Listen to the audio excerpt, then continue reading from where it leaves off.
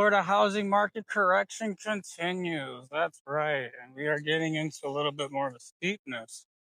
So today we're going to be going over a bunch of different cities and the metro areas, the proper areas. We're going to be going to Jacksonville. I want to go Jacksonville because there's a broker on YouTube saying that boy is going to crash 31 to 40%. I don't believe him, but hey, he says he's very intelligent and not calling them out, but let's just fact check that. I'm not saying it couldn't happen in the future because foreclosures could happen and inventory could spike, but as of right now, I just don't see 30 to 40%.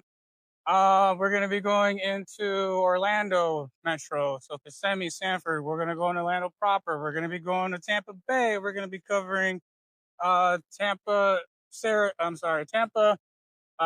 Clearwater, and St. Pete. We're going to be going all the way down. We're going to go down the Gulf Coast a little bit further down. We're going to be covering Cape Coral. We're going to be covering Fort Myers because those markets are having a hard time taking a hit. So I want to cover some markets just to know, so you know where you're at. If there's a local housing market that you're at here in Florida, let me know. I will cover that. Leave it in the comments, and I will cover those for you as well. And if you have any questions, comments, put them down in the below. I would love to have a conversation with you guys of what's going on in the Florida housing market. So let's get into it. This is going to be a long one. If I'm honest with you, this is the third time for me recording this because the last time I did this, the microphone wasn't on and that was about a 40 to 45-minute video. So here we go again. Get some coffee, maybe some tea, whatever your favorite drink is, whatever your favorite snack is. This is going to be a long one. And if you're like me who likes data, this might be a good video for you. But for those of you who have a hard time getting lost in the sauce, you might want to keep something to keep you going. So without further ado, let's get into it so we can get this done. So to the state of Florida, we're going to go through hard numbers and then we'll go through some graphs. We're going to go just through median prices because everybody is what's on their mind is what's going on with the price. Not covering inventory today. We'll cover that one in a different video in the future. Didn't get a chance to do one in July, so I wanted to do a large breakdown this one. So I apologize for doing an overload of dumping data on you. So, state of Florida closed sales were down 3.9%, 21,798. Cash sales were up 0.5% at just over 5,900. Median sales price were down just 0.4% at 410,000. Average sales price we are up 3.5% at $584,920. Median percent original list price we are down 1.4% to 94.8%. Median time to contract we're up 30.8% to 51 days. Median time to sale, we are up 11.1%. That is at 90 days. New pending sales, we're at 9.9% at 23,164. New listings are down 7.7% at 27,763. Pending inventory, we're up at 5.5% at 29,401. Active inventory, we're up 13.1% at 108,762. Active units, single family homes on the market in the entire state. Months of supply of inventory, they are up 17.8% year on year at 4.3 months. Going toward the Orlando metro area, Orlando, Kissimmee, Sanford. Closed sales down 6% at just over 2,400. Cash sales down 2.4% at 533. Median sales price, they're up just 0.4% at 441,745. Average sales price has increased at 2%, 560,267. Median percent of original list price down 1% flat at 96.1%. Median time to contract up 41.4% at 41 days. Median time to sale up 14.3% at 80 days. New pending sales are up 5.4%, at just over 2,500 units, or sales, I'm sorry. New listings are down 13.5%, just over 3,000 units. Pending inventory is up 0.6%, over 3,200. Active inventory is up 17.5%, just over 10,500. Months of supply inventory, we are at 4.5 months, up 18.4%. So inventory is continuing to increase. So let me look at Orlando now, the Kissimmee Sanford area. As you see, that area is generally still increasing. There's a lot of markets over there in Orlando, such as Altamont, Maitland, Sanford. mostly Sanford, Semi still growing, Groveland's growing. So we have a lot of areas in the metro Orlando area that are still increasing, and with the property values of those up and coming places, they are helping keep that market steady and increasing ever so slightly as the time goes on. I do think Orlando Metro is going to be one of the strongest markets due to the insurance costs. So I learned about a month or so ago when I took my CEs 2 months ago that we were the insurance instructor was telling us that the average insurance cost in Central Florida is $2,500. That is very well below what the a lot of places, especially on the Gulf Coast and on the Atlantic, are seeing. So that is going to be something that keeps Central Florida strong as far as any sort of nose diving price declines. And yeah, I believe that that's going to be the strongest market moving forward. Um, Especially as you have Sanford growing. I really like Sanford, and there's definitely more people moving that way. Deltona, going north. So that I can definitely still see this MSA still moving sideways for quite a while. Don't see as much as a reversion to the mean, but there probably will be some downside into the future, just depending on how unemployment goes with discretionary spending, because Orlando is a heavy tourist area. And if people are getting, tighten up the belts, not traveling as much, not taking vacation time, that's going to affect the local economy. That's going to affect unemployment. And hopefully we won't see any more foreclosures. But we will see. Time will tell. I hope nobody does have to run into that unfortunate situation. Now let's get into Orlando proper. Closed sales down 14.8% at 190. Cash sales up 3.7%. Median sale, median sale. Sorry about that. Median sale price down 7.2% at 491,000. Average sales price we're at 3.8% at $652.01. Median percent of original list price we're down 1.3% at 95.7%. Median time to contract 68.2% at 37 days. Median time to sale, we're up 29.3%, 75 days. New pending sales, we're just down 0.6% at 178. New listings, we're down 15.7% year over year at 214. Pending inventory, we're down 10.5% at 214 units. Active inventory is still increasing at 24.5% at 665. 4 months flat on the month of supply, up 33.3%. And I want you to take notice here of what's going on. While pending sales are increasing, new listings are shy of last year, but active inventory is still increasing. Why is that? A lot of people are having to, sell their homes. Their life situations happen. They're staying on the market longer, and the expires and cancels. They're relisting their properties, possibly with different agents because they couldn't get it sold with that agent, and hoping to sell it with another agent. And honestly, if it's not priced right, it's not going to sell, or possibly even incentives that you're offering to the buyers. So that's what's really moving any sort of housing right now as well. So that's just something to kind of think about. Let's move on to the graph. So as you can see, Orlando as a city as a whole is definitely baselining to the mean. You see that it's a pretty volatile market here, as you can see, popping up and down pretty violently there. But as you can see, the low points on this chart, it is settling into reversion to the mean. Will that continue into the future? We'll find out. But possibly Orlando City itself could see just a little bit more of a price decline. It just depends on economic factors, again, like I said. Also, property taxes and HOAs. Now that we're here on the subject, if you haven't heard, Ron DeSantis, he is going to be putting an amendment on the ballot for next year. So that way we have the option to abolish property taxes here in the state, which I'm voting yes for.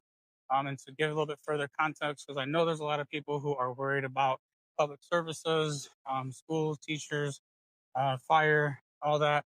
And just wanted to let you know that it's, according to him, from what he said on his interviews, is it would be only on homesteaded properties only. It was not going to be affecting sort of investment rentals or commercials. I do feel like there should be a little bit of leniency on some investment properties that are being rented just to help the rental market out. Give the renters a little bit of relief. But if they don't, then what that's going to do is it's going to drive demand higher to single family houses, increasing prices once again because they just made that more affordable. We just got our tax bill for the year coming up, and that's going to be about $5,000 for the year. So if anyone else's property taxes look like ours, if you can save $5,000 a year, add that to your monthly payments, you increase your purchasing power, and that allows you um, to buy more of a home. So that is a factor where prices could come up again. Also, insurance companies are actually starting to come back down into Florida. I just recently shout out to Hinas. Um, he saved me quite a bit of money on our insurance costs for the year with the same company, with higher coverage and better coverage too. So thank you for that. I really appreciate you. And so yeah, so we're having more competition coming into the market, allowing us to have more options, and that's going to help decrease prices. So that is another thing that can make things more affordable. And again, buying a new construction home is going to be definitely a cost savings to you when you buy a new home. But let's see. Oh, and also HOAs. They're talking about banning HOAs here in the state. And so if that's another, some HOAs have, they're in the hundreds of dollars. Some of them have increased hundreds of dollars. Throughout the past few years with the migration boom. And so if that's another factor that can play out, that's just giving people more money to buy. And again, depending on the economy and the job market, the labor market, if rates come down, I always said if rates come down, prices will come down because interest rates are a reflection of the strength of the economy. And if they start dropping, then that means that the economy is weak and that they're going to have to possibly to take further price cuts. But there's always, again, like I said, reversion to the mean where the wages, the local wages will keep up to the cost of housing. And Florida just actually increased its minimum wage, which is going to help. Unfortunately, it's not enough. I don't feel like if you're trying to get into a median priced home, you can definitely get under the median. Around $200,000, around their mid 200s, depending on your guys's as if you're a couple per se. Because $15 an hour is still kind of rough to make for the both of you to make that payment. But if one of them is making 15 an hour and the other one's got a higher salary, it's definitely gonna help you get in the door. But just make sure to try to shop around for insurance. Try to stay below the 38% DTI, so that way you don't have to worry about becoming house poor because there's a lot of buyers who have ran into that problem. Let's continue. So now we're getting into Tampa, St. Pete, Clearwater. So closed sales were down 6.8% year over year at 3,358. Cash sales is down 1.1% at 793. Median sales price is down 2.4% at 400,000. Just to give you an example of how the median is calculated, let's say in this case it's very simple. Let's say if you have a house that sold for $800,000, and that, let's say $801,000, and you had a house that sold at $1, that $400,000 is that median. It's right what's in the middle. So it's calculated different than the average. Average sales price down 0.4%, 518 $801. Median percent of original list price down 1.2% at 92%. Median time to contract up 43.3% year over year at 43 days. Median time to sale up 15.7% at 81 days. New pending sales up 6.8% at just under 3,400. New listings down 7.7%, just under 4,100. And pending inventory, we're up 7.4%, just over 4,200. Active inventory, we're up 16.9% at 13,740. And months of supply is up 19.4% at 4.3 months of supply. Now let's go to the charts. So as we can see, Tampa, St. Pete, Clearwater, they're kind of doing a little bit of what Orlando's doing, but you start seeing the softness here in the later part of that graph. Still continuing to go sideways through the MSA, the metro areas, with all three of them included around Tampa Bay. And again, I think that that is going to continue and possibly start going down later on into the future, but we shall see. Now we're going to go into the city of Tampa. Tampa is taking quite a bit of a hit. So Tampa property wholesales were up 9.7% at 306. Cash sales were up 26.8%. Median sales price were down 8.4% year over year at 435,000. Average sales price were down 2.6% at 731,379. Median price of original list median percent of original list price down 0.9% at 95.2%. Median time to contract were up 52.2% at 35 days. Median time to sale were up 94% at 70 days. New pending sales, we are at 11.2% at 328. New listings were down 3.9% at 397. Pending inventory were up 3.1% at 405 units. Active inventory we're up 19.3% year over year at 1,357 units. Months of supply of inventory were up 44.5%, up 18.4%. And so we can take a look at that graph here too. As you can start seeing, Tampa is starting. Looks like it's peaking and starting to roll over. Try and zoom in. Come on. Thank you. So yeah, it looks like we're hitting kind of a rollover, like a tipping point almost, if you will. If you look at those bottom dots there, they're starting to round out. So we'll see if Tampa has some room to go down. I think it does as well into the future. But again, the reversion to the mean, about 10, maybe 15% lower. We'll see what it is annualized because these are year over year numbers. It's different than an annualized percentage. So once the 2025 is over, we'll find out what the annual decrease is here in the city of Tampa. But you can tell it's pretty volatile in the median prices. All right, Clearwater. So close sales we're up 11.11% at 80. Cash sales down 4.8%. Median sales price down 12.7% year over year at $382,500. Average sales price also decreased 7.3% at $546,823.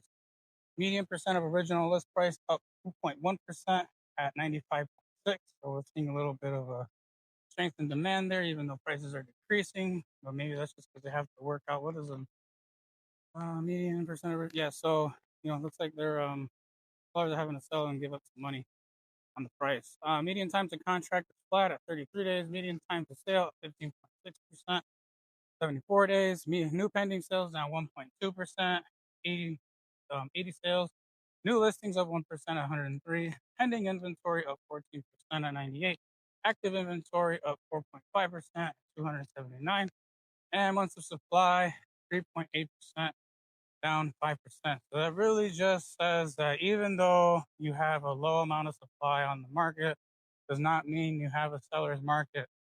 Again, it is what the local economy can afford and the what incomes they come into. I definitely feel like this whole boom is really outlining, improving that the amount of months of supply is not always correct, because when you have a boom, you have a bubble, and when the bubble wants to correct, it is going to prove statistics wrong, and we see that in the numbers. Now, Clearwater, the chart's wrong, but let me get to the chart. So as you can see, the chart, Clearwater is clearly rolling over. Again, you see the bottom dots there,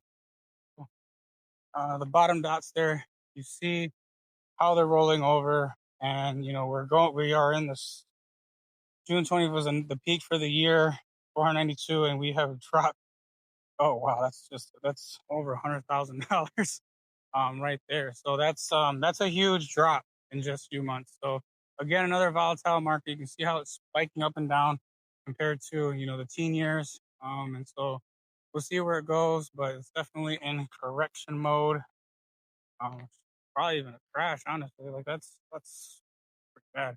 All right, so that's Clearwater. Now let's get into Cape Coral and Fort Myers. Closed sales down 3.3%. Cash sales up 1.5%. Median sales price down 5.1% at $370,000. Average sales price also decreased in the double digits at 10.9% at $476,104. Median percent of original list price down 2%. Median time to contract, we're at 64 days, up for 16.4%. Median time to sale up 2% to 100 days. New pending sales up 14.4% at 1,342. New listings down 10.1%, just under 1,500. Pending inventory at 3.3% at 1,527. Active inventory, again, new listings is down, but active inventory is up because people are having to force to sell or keeping their houses on the market longer. Excuse me. I'm up 16.2% at 7,704. Months of supply of inventory, definitely in the buyer's market, up 21.1% at 6.9 months. All right, so now we look at the chart. So we can see Cape Coral has not. It's crashing. Like it's rolled over. It's coming down at about 45 degrees. Yeah, that's about 40 degrees. But it's coming down pretty sharply compared to the rest of the markets that we've seen. There's not much of a rollover. It's just on a decline right now. And I do expect it to keep coming harder, especially because of that sharp incline. Like that was a really sharp incline. So I do expect for this one to keep continuing to come down. Probably settles probably in the mid 300s. It'll look maybe 325,000. Then, we'll see. Again, property taxes, HOAs, all that stuff that I mentioned before can make a huge difference in what was going to go on. I need a chart simply for Cape Coral. Pull that up here in a second. All right, we're back. So Cape Coral itself, just the city. Closed sales down 7.3%. Cash sales up. I'm sorry, down 6.8%. Median sales price down 5.8%. At 367,500. Why do I feel like I'm repeating myself? Sorry, I got lost in the sauce. I don't remember. Like I said this a couple of times now. So, median sales price down 5.8%, 367,500. Average sales price down 7.7% at 443,871.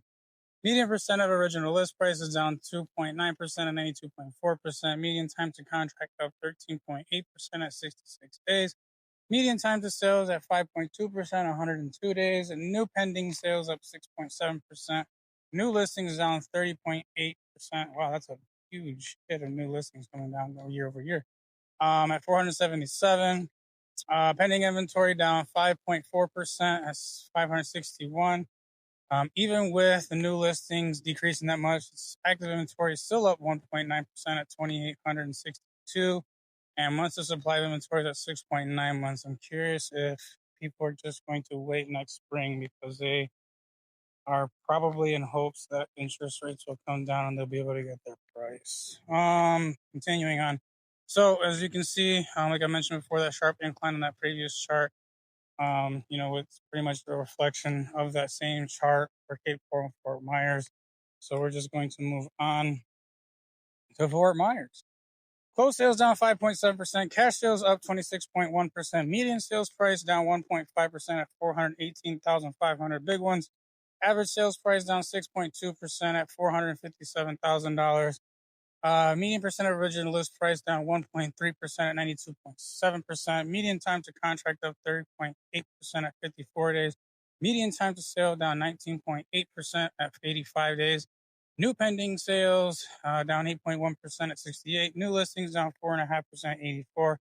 Pending inventory is down 2.7% at 72. Active inventory is up 2.9% year over year, 321. Month supply 5.61 to 12%. And we can see here the same thing with Fort Myers, seeing a really sharp rollover there. Again, very volatile market with median home sales prices, but you can see, the trajectory is definitely going down. Regardless, you can actually see like in the middle of all that squiggliness, you can see pretty much just those blue dots all together where they're meeting. It's almost like a solid line. You can kind of see that too on the way up. So you can kind of see it on the way down. So definitely prices are coming down in Fort Myers. All right, so let's get into Jacksonville and see what's going on in Jacksonville. All right, so over the entire area, we're at metropolitan area of Jacksonville, down 5.7% closed sales. Cash sales down 9.2%. Median sales price up 1.3% at 400,000 flat. Average sales price, median sales price up 1.3% at 400,000. Average sales price up 2.4% at 509,421. Median percent of original list price is down 8%, 0.8% at 95.5%. Median time to contract is 4.8%, up 44 days. Median time to sale is down 2.4% at 83 days. New pending sales are down 0.4% at 1,925. New listings is up 2.4% at 2,365. Pending inventory is down 8.3% at 2,551. Active inventory is up year over year 5.5% at 8,144. Months of supply, we are up to 4.5 months at we are up 4.7%. And we can see with Jacksonville, it's kind of almost like Tampa and with Orlando. Though Jacksonville looks like it's still kind of on a small incline compared to Tampa, so a little more compared to Orlando. So we're definitely seeing that incline. So as I mentioned to the YouTuber before, Mr. Broker, I don't know what data you're seeing yet. You probably got more data than me. Would like to have a conversation with you if you're listening to this, just so that way we can get a deep dive into what you're looking at, because I'm very interested. I do have foreclosure data here too, and that's still at an all-time low, but that doesn't mean that what you're seeing is what I'm seeing. So if you're watching this, let's talk about it. I'd like to get on the channel with you, not to call you out. It's just to, we can have a conversation about it and see what's going on in the market, man. Jacksonville, the city of Jacksonville. Probably gonna reflect closely to what the other ones, but we'll see. No, it's a little bit different sales price. Let's get into it. Cash sales down 2.1%.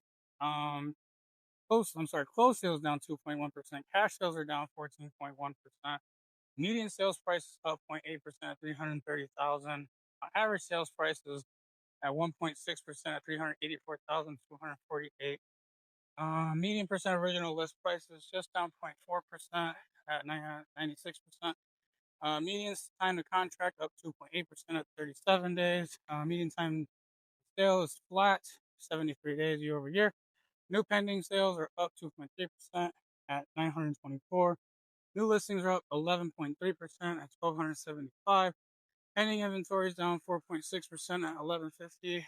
And active inventory is up 7.3% year over year at just under 3,600 units, and they have currently 4.2 months of supply at 5%.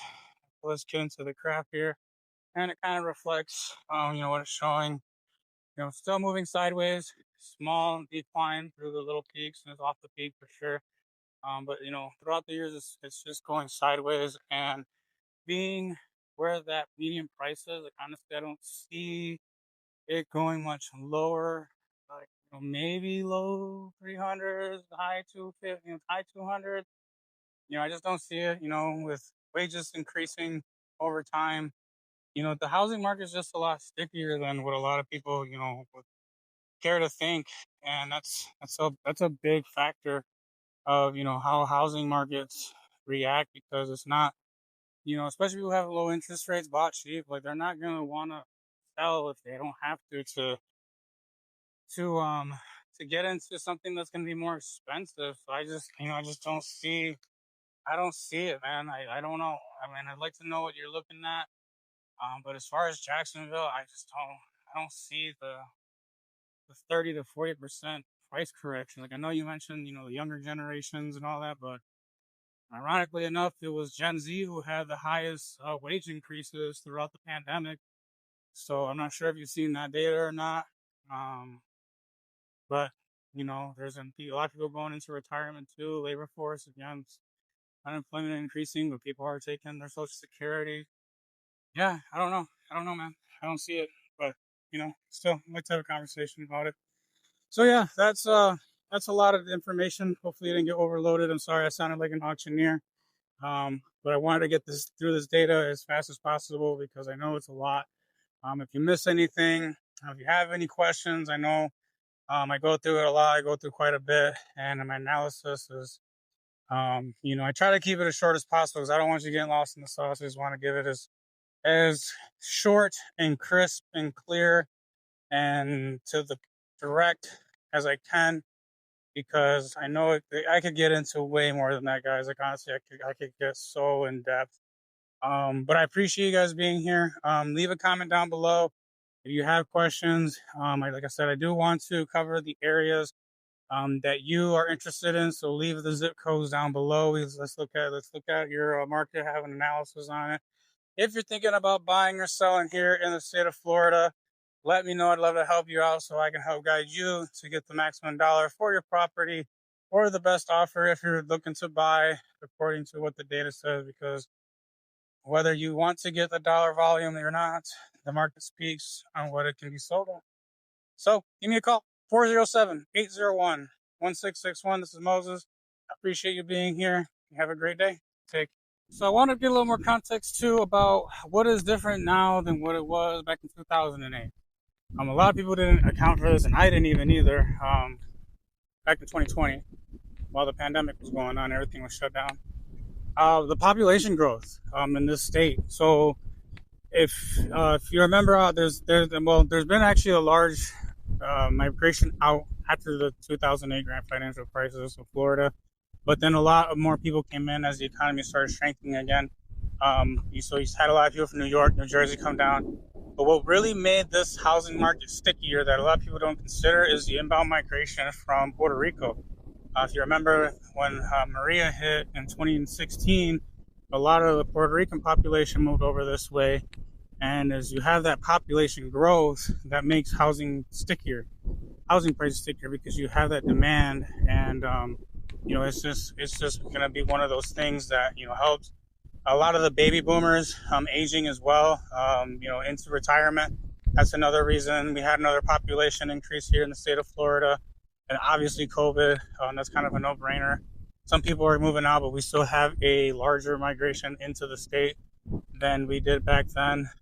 So there's just a couple of things, that are different back then as we were now. And obviously the mortgage structure was different as well. The, it was, a bunch of Nino loans, no income, no assets, no job kind of thing. And a lot of that is different now than it was back then. I mean, I remember The Big Short. I don't know if this is true or not, but I remember the guy knocking on the door and he was like, "Hey, is so-and-so here?" And he's like, "My dog." So, if it was that bad back then, first of all, shame on y'all for giving a dog a loan for a home. But if anything like that is actually true, I don't know. Maybe it was an exaggeration in the movie. But I think there's just a lot of things that people don't take into account. Now that we're in a different age, I know a lot of people like to have, even though it was a long time ago, they like to have that recency bias about how that works, because they're just being in the same environment. It's another bubble, and I'm not saying it's not a bubble, but there's obviously things that did happen during the pandemic that are going to keep foreclosures from coming onto the market. Like I said, again, there was a lot of moratoriums, a lot of people getting their payments paused, student loans, all that. I was reading an article the other day, and credit scores, while this doesn't sound like a lot, dropped 3 points. And a lot of it was in the Gen Z and millennial area category, because they have all-time high debt. And, a lot of people are just, YOLOing life right now. And it's unfortunate. So, and really the boomers and the Gen Xers are keeping that credit score higher. So, I definitely think that the median age to purchase a home, the average age, is going to be higher than historical norms, which is a little upsetting because there's a lot of first-time home buyers there. But I want to tell you too what is going on in my local area. So we live about 30 minutes south of Tampa, Sun City Center. It's a large retirement community, and what I've been doing is handing out expired packets to a lot of the homes here in the region, about 10 square miles, going north and south, east and pretty much east. You can't go west. It's far until you get to Apollo Beach and Ruskin. But what I've been seeing is a lot of increased expireds in the retirement communities. A lot of signs still up in those communities, and so there's definitely a change going there. Because not every boomer had the opportunity to get a pension, and I feel like the ones that do have a pension are the ones who are definitely well off. Especially back then too, a lot of people weren't into like stocks and holding other assets too. So if they don't have anything to liquidate, it's going to be a little bit rough for them to keep up with the rise of the cost of living, not just in the nation, but just here in the state. It is pretty pricey to live here in Florida. I'm sure if you have just one income coming in, and I feel for those people because I'm sure they wanted to retire here and stay here, but unfortunately, due to the migration that came into the state, you have a lot of new money from other areas, New York, New Jersey, Illinois, specifically Chicago, California, Nevada, Louisiana. I see places Louisiana, I see places in Texas, but they're roughly around the same at that time as far as pricing goes. So, there's just a lot of different things that we're seeing. Also, new construction. New construction is changing up a little bit. The quality, there's the quality of the building. Not all builders are doing this, but some of them are starting to do stick builds instead of concrete block builds. So that's a bit worrisome because not just because of the hurricanes, you don't have that structural integrity, but also we're known for having termites here. So if you have a stick built home, instead of a brick home, you're more susceptible to termites. And a lot of builders, they spray the wood with termite solutions, so that way you don't have to worry about it. But it's something that you have to do every year. So that's something to consider when you're dealing with termites, because it's like saying the state of Florida is an entire flood zone. If your house is in Florida, you probably have termites. Just saying. Another thing that we're seeing too is the square footage of the new construction homes is coming down, which is good. A lot of what I see going up, even with the more higher price point builders coming in at a 3.2, 1,500, 1,600 square feet, which is good. Like we're gonna solve this problem. Adding inventory is the way to solve the problem, and starting to focus on the first time home buyer should be a main priority if you're gonna try and get product in moving, which means that the square footage price is going to increase, but it's able to make the house more affordable for the first time home buyer, and even some move up buyers. Maybe they're moving out of a condo, moving out of a townhouse, different situations. But that's what we're seeing here in new construction. A lot of building going on here, down the 301, and all the way pretty much from just south of Brandon, all the way down to Parrish, let alone just down those 30 minutes of there's just so much construction going on, and which is good. It's going to be nice for people to move in. Like I said, there's still a lot of people moving this way. There's still a lot of demand, but it's just hitting those right price points to find the buyer. The builders got to meet the buyers, and again, lowering that footprint is definitely going to help them. But I am also seeing too, with newer homes that are going up on the market, those are also expiring as well. Because it's hard for them to compete with a resale home. I'm sorry, with a new construction home, where the market rates, well, they dropped down a little bit. They went down. I think the lowest I saw was 6.2% on mortgage daily, and the Fed cut rates, and then they chopped up to like 6.38 or something like that. So, while they did come down quite a bit, especially after all the labor market information that was going on, and hotter than expected CPI inflation reports definitely made the 10-year dip before the Fed cut rates, and so they already were ahead of that rate cut. So so when you have a resale home, a newer home being built or being sold, you're still competing against the same type of price points, because you more than likely bought your home around the same price, and you need to make up the difference to not only get what you owe for it, but also, the title fees, the insurance fees, the realtor fees, all that good stuff. So you kind of have to like make up the price for it. And it's hard to do that when you're competing against a builder who is offering, closing costs, incentives to like upgrade the home, flex cash, things of that nature, and also at a lower interest rate to buy down the interest rate. So, it's just hard when you don't have that ability to meet your competitor. And that's why I said I knew, like, if you saw a new home sales completely annihilated expectations, and resale beat expectations too. And I think that was their pending. I believe they were. I don't know. They were closed.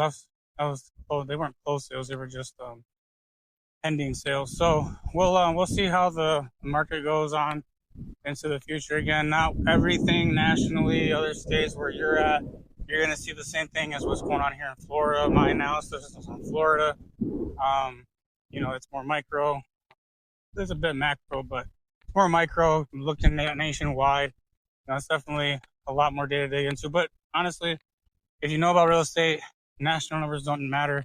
Really, state numbers don't really matter either. That's why I don't get too heavy into it, because what's going down in your, all the way down your zip code, your subdivision, that's what really matters, is analyzing that market. So, national numbers, well, they might be increasing a little bit. That doesn't mean that's happening in your backyard. And that's why you should hire a professional to, give you insight about what's going on in your housing market. New Jersey, New York, they're still increasing, and I'm sure they're going to continue increasing because you have people moving back from Florida to New York, and that's going to drive prices higher as there's not much inventory, and the demand is there. And I'm sure they probably have a few pretty pennies put away from, when they sold their place from New York and then came down here, bought cash, and then sold again. They'll still have the capital to make the moves to get back to where they came from. So, it's just a lot of different variables in each individual market. So make sure you hire a professional if you don't know all the nuance to it. So that way you have someone to guide you in this market. I hope you found this video entertaining. I hope you found it informative. I hope you like, share, subscribe. I hope I didn't lose you. If you're trying to buy a home here in Florida, specifically the Tampa Bay area, I will come out to Central Florida. If you're a serious seller or a buyer, I will come out to the Orlando area. I do know that area well, and I can help you out over there too. 407-801-1661. Love to help you out. Give me a call whenever you got a chance. Thanks. Have a great day. Bye-bye.